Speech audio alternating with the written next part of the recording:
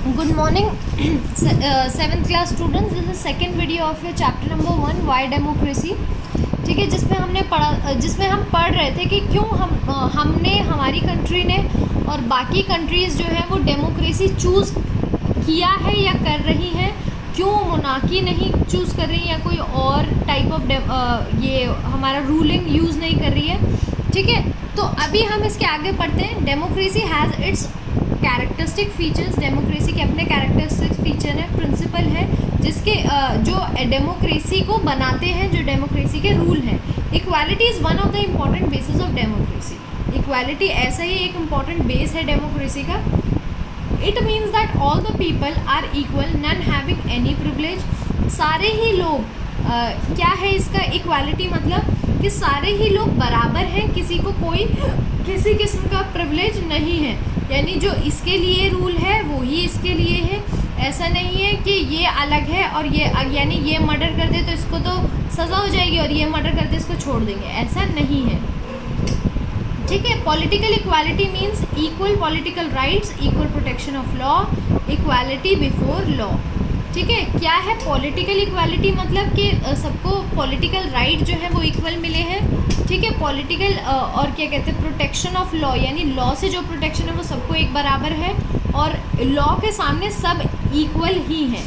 All forms of democracy must respect the principle of equality. जितने भी democracy के aspects हैं, जितने भी डेमोक्रेसी के फॉर्म हैं, उन सबको प्रिंसिपल ऑफ इक्वालिटी का ही पालन करना चाहिए या करना होगा, तभी डेमोक्रेसी का रियल मतलब होगा.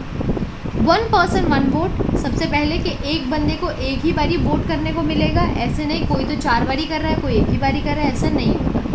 In a democratic state all men should enjoy an equal right to vote irrespective of the discrimination और कास्ट, कलर, रेस और रिलीजन. यानी बिना किसी की जाति, कलर, उसका कास्ट पूछे, उसका रिलीजन, धर्म पूछे हुए सबको क्या है इक्वल राइट है कि सबको एक ही वोट करने मिलेगा अगर आप इंडिया के सिटीज़न हो. The equality of the right to vote also known as universal adult franchise. और इक्वालिटी यानी ये जो हमें वोट करने में इक्वालिटी मिली है, इसको क्या बोला जाता है universal adult franchise. Is an essential feature of democratic state. एक बहुत ही ज़्यादा एसेंशियल फीचर है डेमोक्रेटिक स्टेट का कि अगर कोई डेमोक्रेटिक स्टेट है तो उसको ये राइट मिलेगा ही मिलेगा. Because what touches all must be decided by all. यानी कि अगर कोई काम सबके लिए हो रहा है तो उसको कौन करेगा और कैसे करेगा ये भी डिसाइड करना सबका ही काम है. It make the people responsible, educate them in public affairs and even save from frustration. इससे क्या होता है कि लोगों को रिस्पॉन्सिबल लगता है कि हाँ ये हमारी रिस्पॉन्सिबिलिटी है. लोग पब्लिक अफेयर्स यानी अपने उनके क्या राइट्स हैं और क्या चीज़ें हैं या क्या चीज़ कैसे चलती है आपकी स्टेट में, इस सब की जानकारी रहती है और वो फ्रस्ट्रेशन से भी बचते हैं कि अरे ये गवर्नमेंट कहाँ से आ गई, ये ऐसे क्यों कर रहे हैं, क्योंकि उनको पता होता है कि तो हमने ही चूज़ किया है. It is a channel of communication between the ruler and the ruled. ये क्या है एक चैनल ऑफ कम्युनिकेशन यानी बातचीत करने का साधन है कि कौन रूल कर रहा है और जो रूल हो रहा है. Modern states are large in size, population and in such states representatives of the people are elected periodically and people exercise their governing power through their representation. Modern states जो हैं यानी आजकल की स्टेट्स जो हैं बहुत ही ज़्यादा लार्ज हैं साइज़ में और उनकी पॉपुलेशन बहुत ज़्यादा बड़ी हुई है. ठीक है. तो ऐसी स्टेट के रिप्रेजेंटेटिव क्या होते हैं, लोग पीरियोडिकली यानी टाइम टू टाइम इलेक्ट होते रहते हैं. ठीक है. और वो अपनी जो पावर्स हैं उसको भी एक्सरसाइज ऐसे ही करते हैं. ठीक है. So the ultimate source of authority remains with the people. So क्या है कि अल्टीमेट जो सोर्स ऑफ अथॉरिटी है यानी जो अथॉरिटी है वो लोगों के हाथ में ही है. Democratic principles require the independence and impartiality of the judiciary, which should serve as guardian of the constitution and protector of the liberties. तो डेमोक्रेटिक प्रिंसिपल्स जो है ये इंडिपेंडेंस देती है, ये आज़ादी देती है लोगों को. ठीक है. कि वो पार्टिसिपेट करें जिस और क्या है कि उनको मतलब कॉन्स्टिट्यूशन के गार्डियन के तौर पे, यानी कॉन्स्टिट्यूशन को बचाना भी उन्हीं के हाथ में है, और लिबर्टी को यानी आज़ादी को प्रोटेक्ट करना भी, ठीक है। Different type of power that exist in the world today, यानी अलग अलग पावर जो हमारे जो इसमें है, सॉरी, जो हमारे वर्ल्ड में आज एग्जिस्ट करती हैं, अब उसके बारे में पढ़ेंगे, यानी कौन कौन सी पावर है, यानी अगर हम डेमोक्रेसी ना चूज़ करें तो हम क्या क्या चूज़ कर सकते हैं।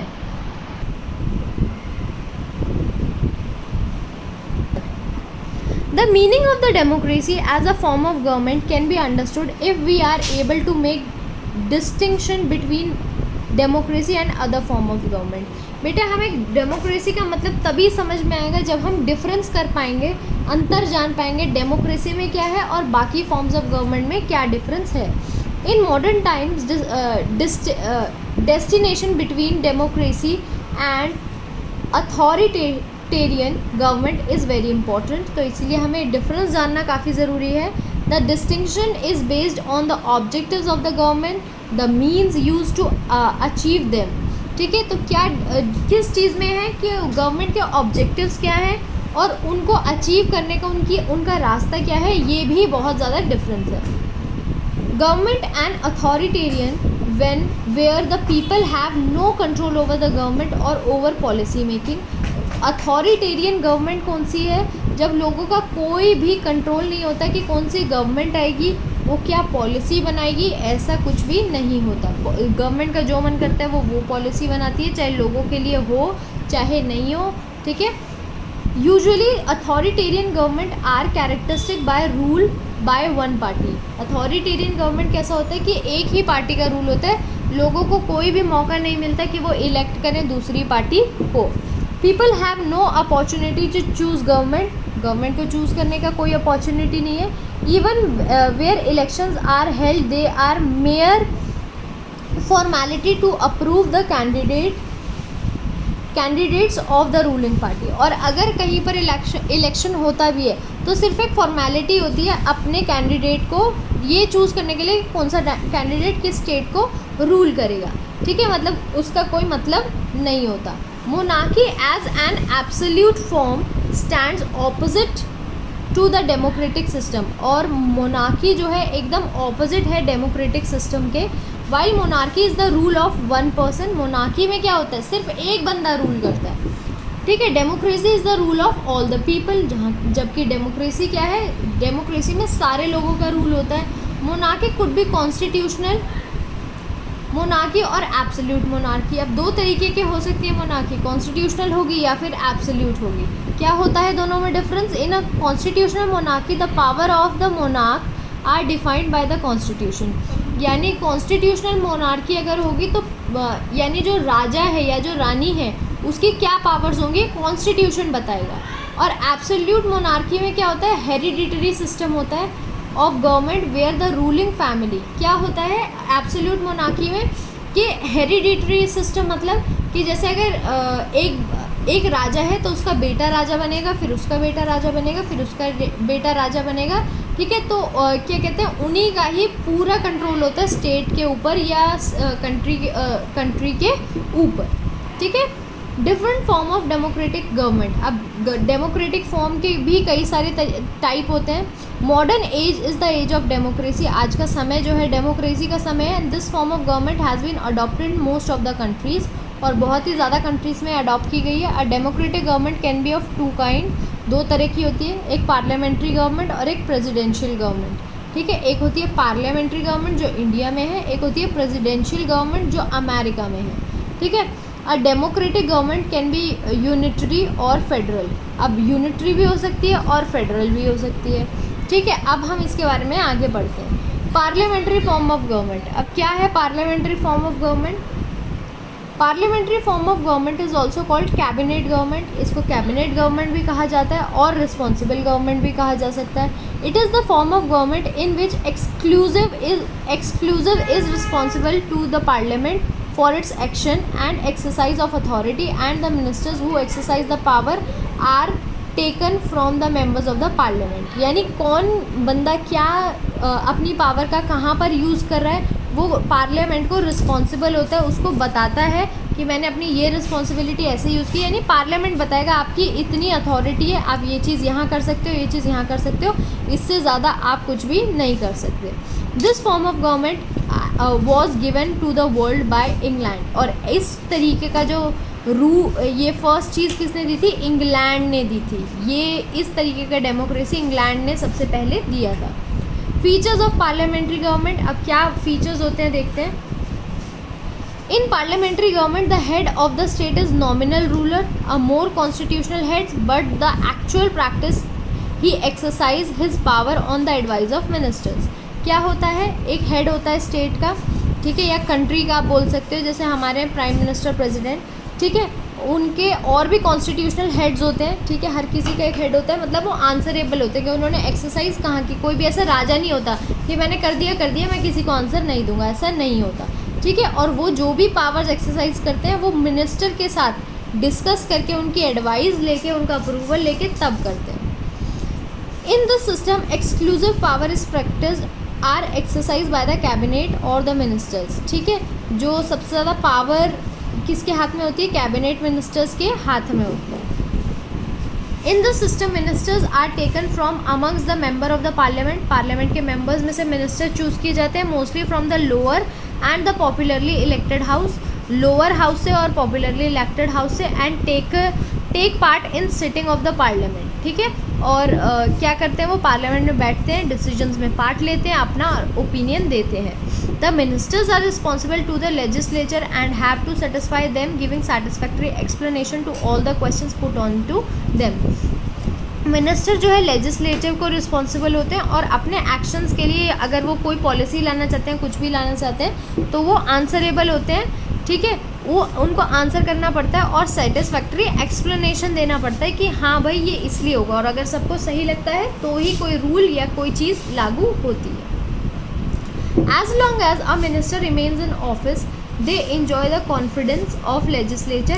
If the lower house passes a vote of no confidence against the ministry, it has to resign.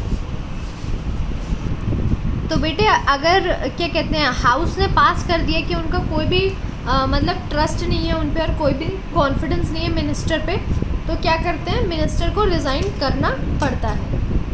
In parliamentary system, the cabinet has to resign if the lower house passes the vote of no confidence against it. क्या है कि parliamentary system में क्या होता है? Cabinet को resign करना पड़ता है अगर लोअर हाउस ने पास कर दिया किसका वोट, कि उनको कोई भी कॉन्फिडेंस नहीं है उन पर। England, India, Switzerland, Canada, Australia have adopted the system of government. किस किस में? इंग्लैंड में है, इंडिया में है, स्विट्ज़रलैंड में है, कनाडा में है, ऑस्ट्रेलिया में है, ठीक है, ये system. This system has been adopted most of the countries. ज़्यादातर कंट्रीज़ में हमने देखा है वर्ल्ड के पार्लियामेंट्री सिस्टम ऑफ डेमोक्रेसी ही चलता है। In parliamentary system of government there is a leader of the prime minister, head of the state appoints by the prime minister, and other ministers are appointed on the advice of prime minister who has the power to include or drop any minister. Parliamentary system में क्या होता है बेटा? Government का जो leader है, मतलब जो भी अगर एक पार्टी जीतती है तो जो भी उनका लीडर होता है वो प्राइम मिनिस्टर बनता है। जैसे बीजेपी जीती तो नरेंद्र मोदी जी जो है हमारे प्राइम मिनिस्टर बन गए, ठीक है। वो ही बाकी मिनिस्टर्स को अपॉइंट करते हैं और वो किसी भी मिनिस्टर को कभी भी निकाल सकते हैं।